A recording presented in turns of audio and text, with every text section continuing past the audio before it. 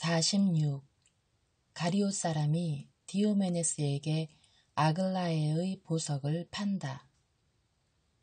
1945년 1월 19일. 여기는 예리고의 장마당이다. 그러나 아침이 아니고 한여름의 대단히 덥고 긴 저녁의 황혼 시간이 흘러가는 중이다. 아침에 섰던 장에서 남은 것이라고는 폐물들밖에 없다. 야채 부스러기, 가축들의 오물무더기, 바구니나 나귀들의 길마에서 떨어진 지푸라기, 걸레 조각 따위.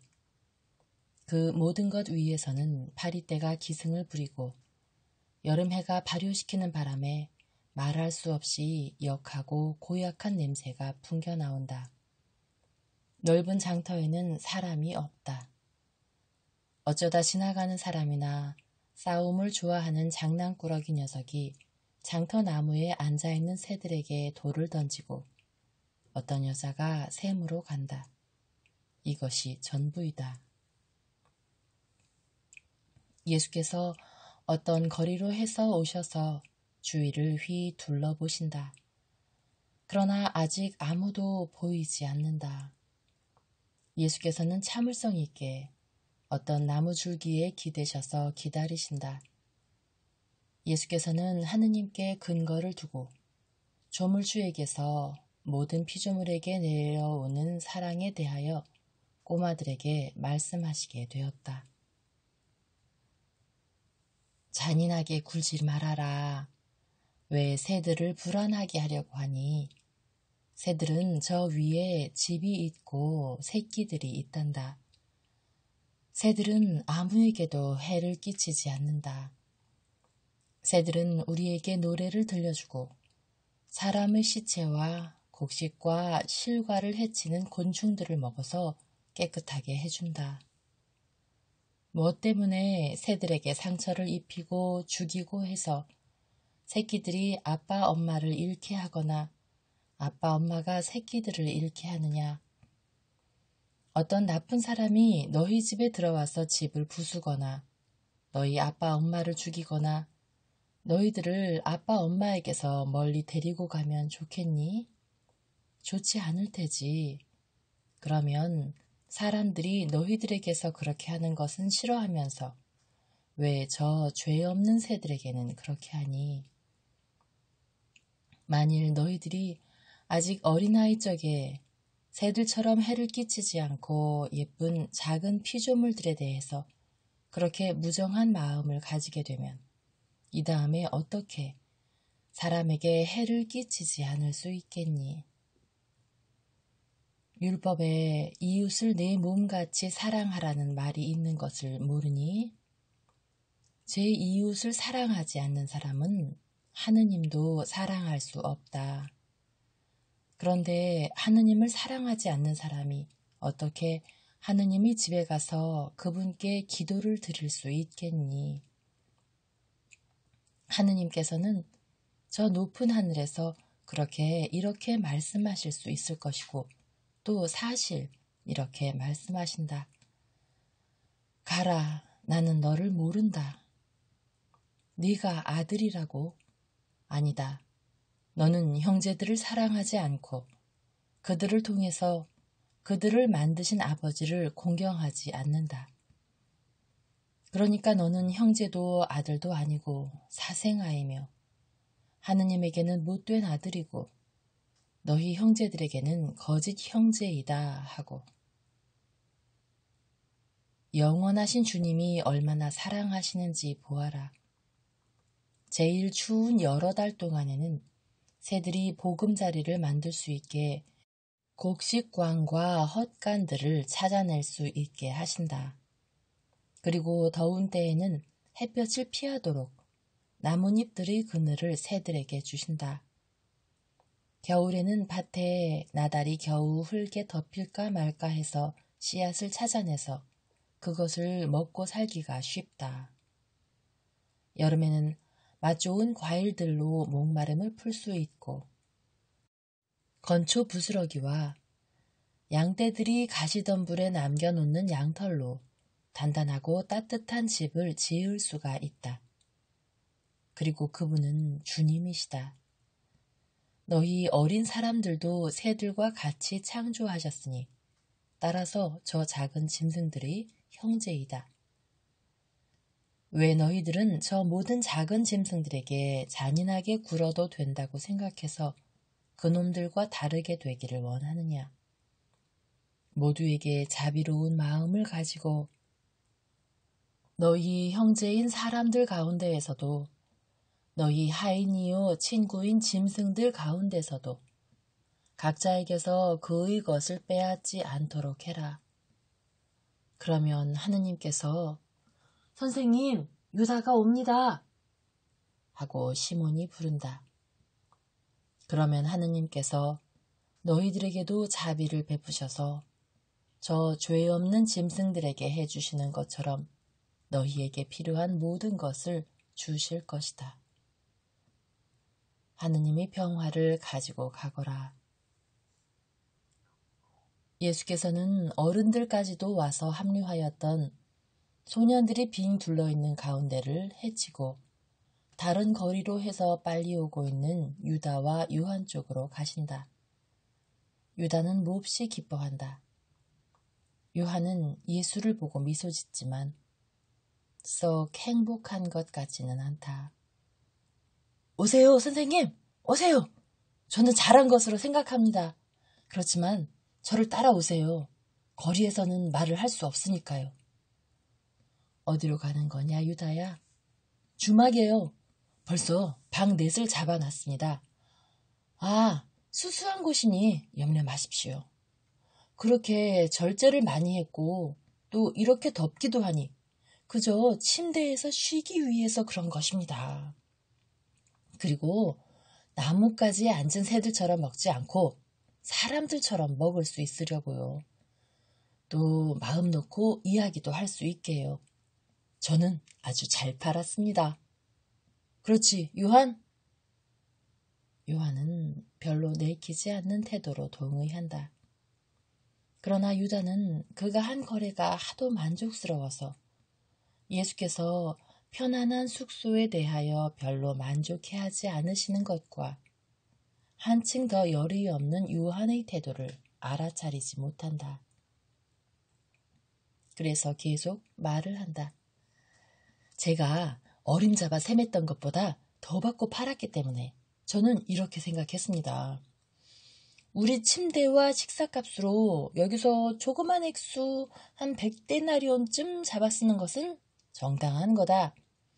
늘 음식을 먹은 우리가 기진맥진할 정도인데 예수님은 더 이상 견디실 수 없게 되셨을 거야 하고 저는 제 선생님이 병들지 않으시도록 보살필 의무가 있습니다.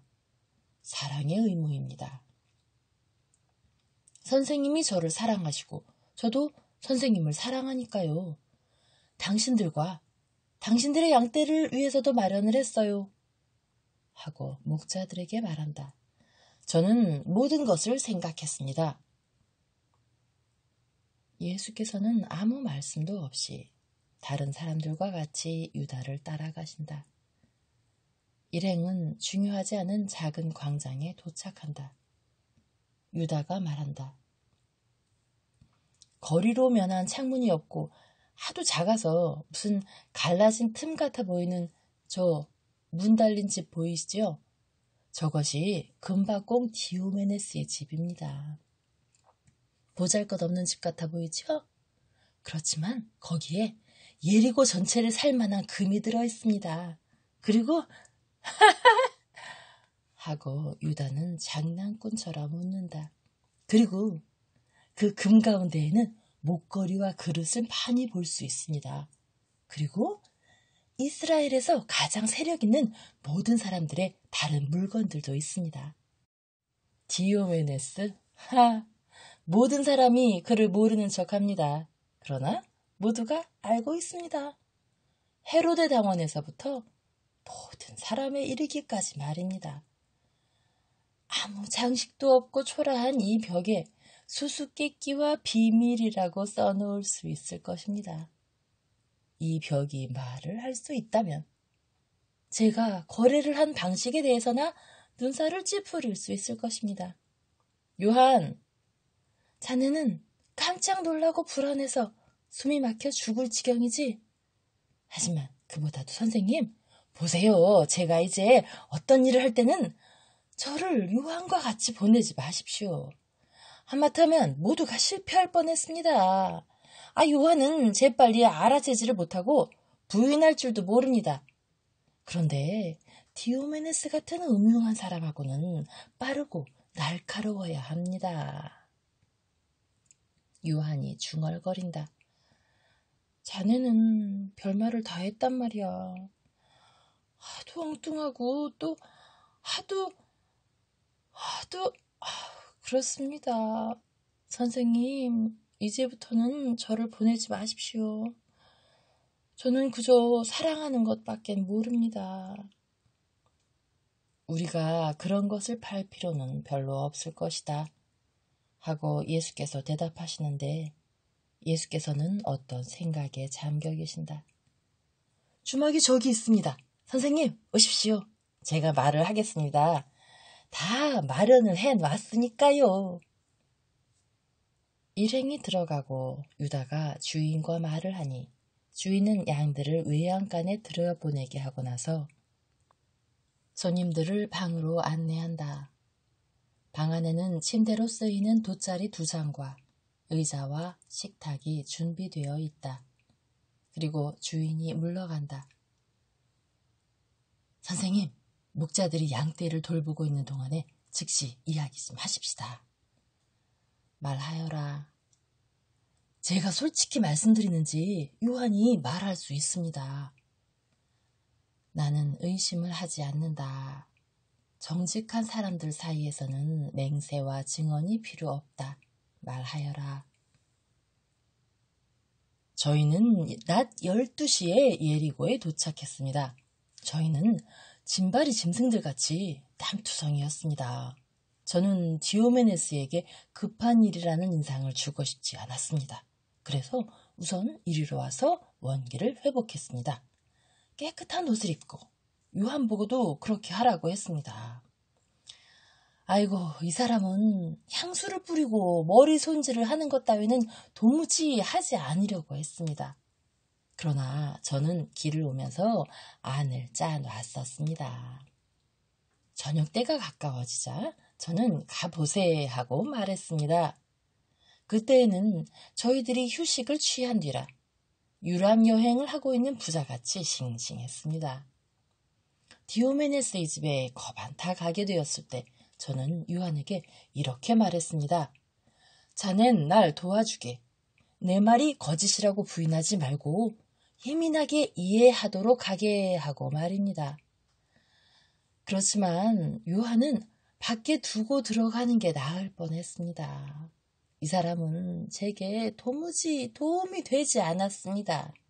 심지어는 다행히도 제가 2사람 목만큼이나 예민하고 또 모든 것을 다 감당해 나갔습니다. 염세리가 집에서 나왔습니다. 잘 됐다고 저는 속으로 말했습니다. 염세리가 나오는 걸 보면 돈이 있을 것이고 제가 흥정하기 위해서 원하는 것이 있겠구나 하고 생각한 것입니다. 왜 그런 거 하니?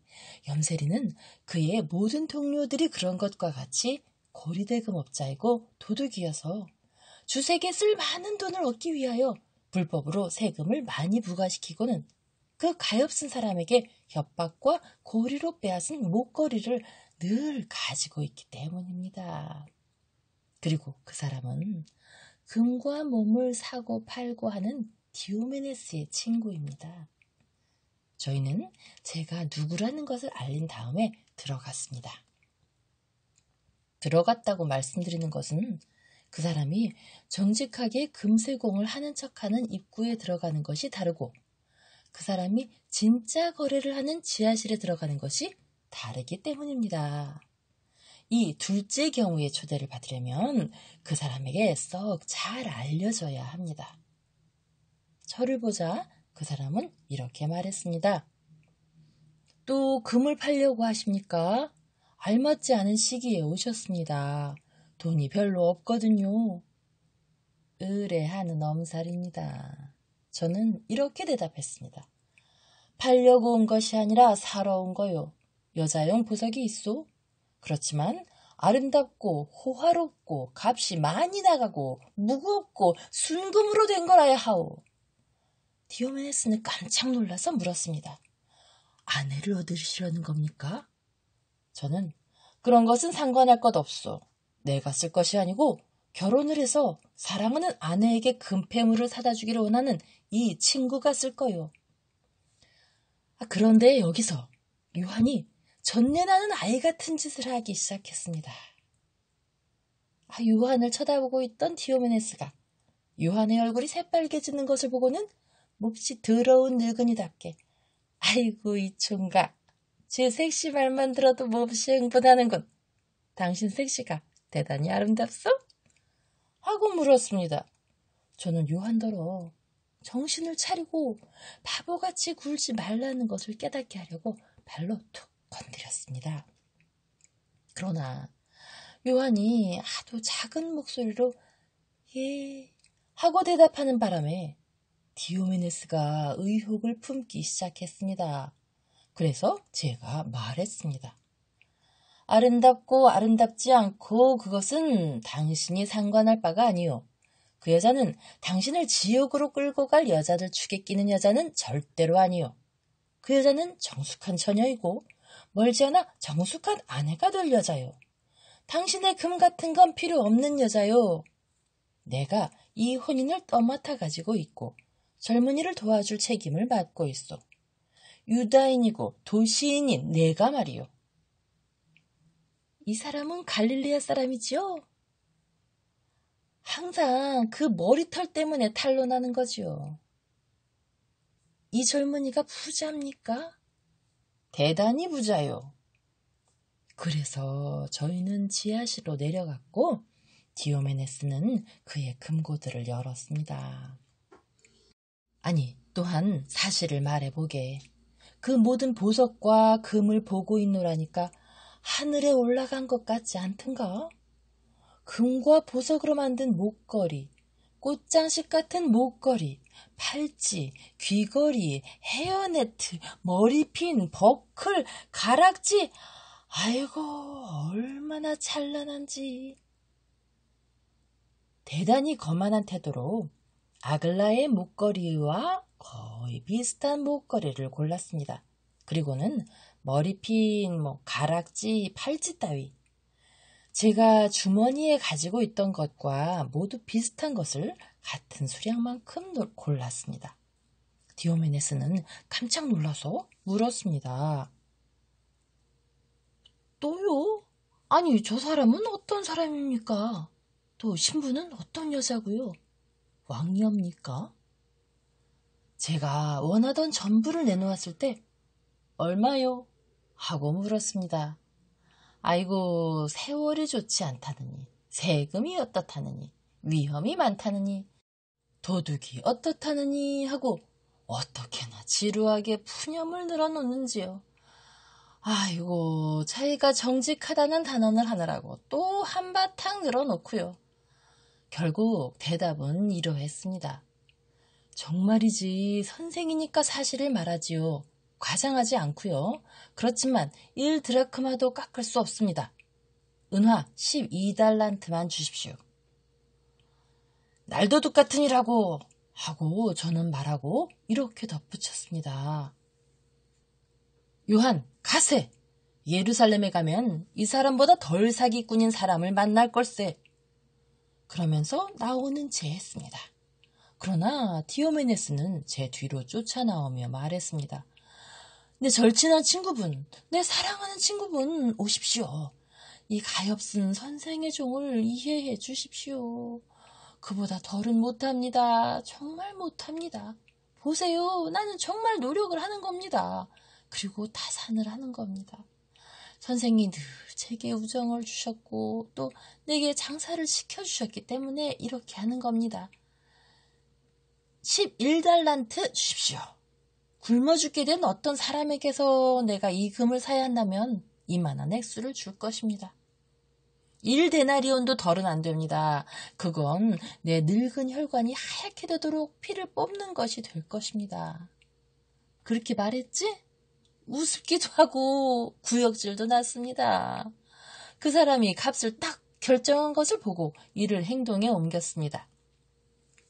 이 기분 나쁜 늙은이, 내가 사려고 그러는 것이 아니고 팔려고 그런다는 것을 아시오. 내가 팔고자 하는 것이 여기 있어. 보시오. 이거 당신 보석만큼 아름답지요? 로마의 금이고 새로운 형태요. 살 사람이 없는 걱정은 안 할 거요. 11달란트에 당신에게 주겠소. 값을 정한 것은 당신이요. 당신이 평가를 했으니 그만큼 내시오. 아이고, 그랬더니 그 사람은 이건 배신입니다. 선생은 내가 선생에게 대해서 가졌던 존경을 저버렸습니다.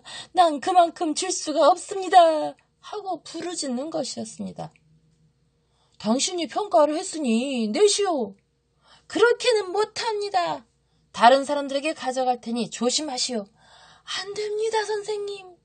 그러면서 아글라의 보석 무더기로 손을 뻗었습니다. 그럼 그만큼 내시오. 12달란트를 달라고 해야겠지만 당신의 마지막 평가로 만족하겠소. 그렇게는 못합니다.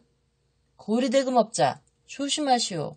여기 증인이 있으니까 당신을 사기꾼으로 고발할 수 있어.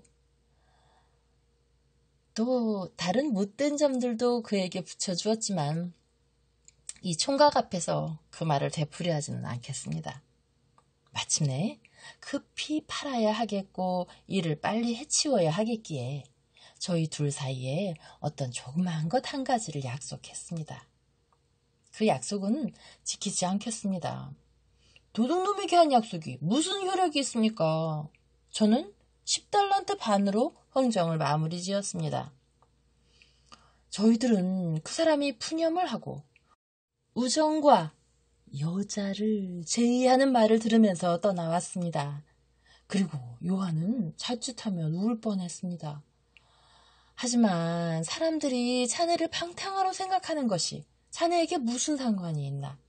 자네가 그렇지 않았으면 그만이지. 세상은 그런 것이고 그래서 자네를 팔싹동이처럼 생각한다는 걸 모르나? 여자 맛을 알지 못하는 젊은이 그걸 누가 믿어? 또 혹 자네 말을 믿는다 해도 내게 관한 한 자네가 그쪽 성향이 없다고 상상하는 사람들이 자네에 대해서 생각할 수 있는 것을 내게 생각하는 것은 원치 않네. 선생님, 이상과 같습니다. 선생님이 직접 세어보십시오. 잔돈이 잔뜩 있었습니다. 그러나 염세리 집에 들러서 이 잔돈을 받고 당신이 이삭에게서 받은 달란트를 주시오 하고 말했습니다. 이 마지막 소식은 흥정을 하면서 들었었거든요. 그렇지만 최후로 이삭 디오메네스에게 이렇게 말했습니다. 이제 성전의 유다는 없어졌다는 것을 기억하시오. 지금은 내가 어떤 성인의 제자요. 그러니까 목숨을 보존하고 싶거든 나를 안 적이 없는 채 하시오. 하고 말입니다. 그리고 그 사람이 대답을 좋지 않게 했기 때문에 자칫했더라면 그 사람의 목을 비틀 뻔했습니다. 그 사람이 자네에게 뭐라고 했길래? 하고 시몬이 태연하게 묻는다. 그 사람이 이렇게 말했어. 당신이 성인의 제자라고요? 그 말은 절대로 믿지 않겠소. 그렇지 않으면 당신이 선생이라는 그 선생이 멀지 않아 여기 와서 나더러 여자를 구해달라고 청하는 걸 보게 될 거요. 그 사람이 이런 말도 했어. 디오메네스는 늙은 악당이고 세상의 재난이요. 하지만 당신은 이 디오메네스의 젊은 복사판이요. 그리고 나는 늙어서 이렇게 되었으니까 아직 변할 수도 있지만 당신은 그렇게 타고났으니까 변하지도 못할 거요. 하고 말이야. 기분 나쁜 늙은이 같으니라고. 내 힘을 부인한단 말이야. 알겠나? 그런데 그 사람은 진짜 그리스인답게 진실된 말을 많이 하는구먼. 시몬, 그거 무슨 뜻이야? 내게 대해서 하는 말인가? 아니야. 모든 사람에 대해서 하는 말이야. 그 사람은 황금과 사람의 마음을 똑같이 잘 아는 사람 중에 한 사람일세. 그 사람은 사기꾼이고 부정거래를 하는 중에서도 가장 더러운 모든 부정거래를 하는 것으로 인해서 대단히 불쾌한 사람일세. 그러나 그에게는 위대한 그리스인들의 철학이 있네. 그 사람은 사람이라는 것을 알아. 칠주의 종을 가진 동물이고 일체의 선, 일체의 성실, 일체의 사랑, 그 밖에 여러 가지를 자기 안에서와 다른 것들 안에서 파괴하는 폴립과 같은 사람을 말일세. 하지만 그 사람은 하느님을 몰라. 그래서 자네가 그 사람에게 하느님을 가르쳐 주겠다는 건가? 내가? 그렇지. 왜? 죄인들이야말로 하느님을 알 필요가 있는 거니까. 맞아. 그렇지만 하느님을 가르치려면 선생이 하느님을 알아야 해. 그럼 나는 하느님을 알지 못한단 말인가? 그만들 두어라. 목자들이 온다. 우리들 사이의 다툼으로 그들의 마음을 어지럽게 하지 말자. 내가 돈을 세어보았느냐? 그랬으면 됐다. 네가 계획한 대로 이 일을 모두 마무리 지어라. 그리고 되풀이해 말한다마는 이후에는 착한 행동을 쉽게 하기 위해서라도 거짓말을 하지 말아라. 목자들이 들어온다. 친구분들, 여기 10달란트 반이 있습니다. 다만 유다가 주막 비용으로 쓴 100데나리온이 모자랍니다. 받으시오. 다 주십니까? 하고 유다가 묻는다. 모두 준다. 나는 이 돈에서 동전 한 푼도 가지기를 원치 않는다. 우리는 하느님이 주시는 돈과 하느님을 성실하게 찾는 사람들이 주는 기부금이 있다. 그래서 우리가 필요 불가결한 것이 부족한 일은 결코 없을 것이다. 내 말을 믿어라. 받으시오. 그리고 내가 세르자를 위하여 기쁜 것과 같이 기뻐하시오. 내일 옥으로 가시오. 당신들 중에 2사람 요한과 마티아가 가고 시메온은 요셉과 같이 엘리야를 찾아가서 모든 것을 알리고 장차 어떻게 해야 할지를 물어보도록 하시오. 엘리야는 알고 있어요.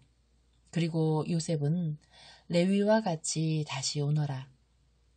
약속 시간과 장소는 열흘 후 예루살렘의 물고기 성문 근처에서 이른 아침에 만나는 것이다. 자, 이제는 음식을 들고 쉽시다.